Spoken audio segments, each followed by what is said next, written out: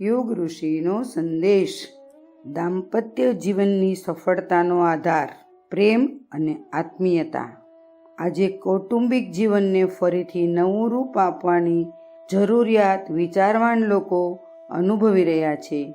લોકોને શિક્ષિત કરવા તથા આનંદ પ્રમોદના સાધનો એકત્ર કરવાનું કાર્ય સામાજિક તથા રાજનૈતિક સ્તરે ચાલી રહ્યું છે. પરંતુ ગ્રસ્ત જીવનને સુવ્યવસ્થિત, સુખી તથા સંતુષ્ટ બનાવવા માટે પ્રેમ તથા આત્મીયતા જરૂરી છે.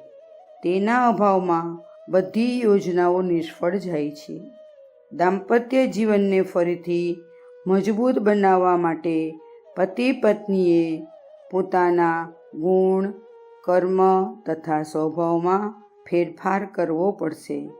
દાંપત્ય જીવનની સફળતા માટે ધન ભેગું કરો, શિક્ષણ તરફ પણ ધ્યાન આપો, પરંતુ એ ના ભૂલો કે જો એકબીજા પ્રત્યે પ્રેમ અને આત્મીયતા નહીં હોય તો દાંપત્ય જીવન સફળ નહીં થાય.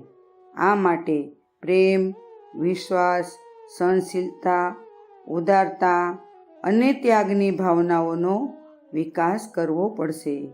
એમના આધારે જ ઘરમાં સ્વર્ગ આવી જશે અને સભ્ય સમાજની રચના થઈ શકશે. અખંડ જ્યોતિ, એપ્રિલ 1964, પૃષ્ઠ 43, સંદર્ભ ગ્રંથ યુગ ઋષિનો સંદેશ.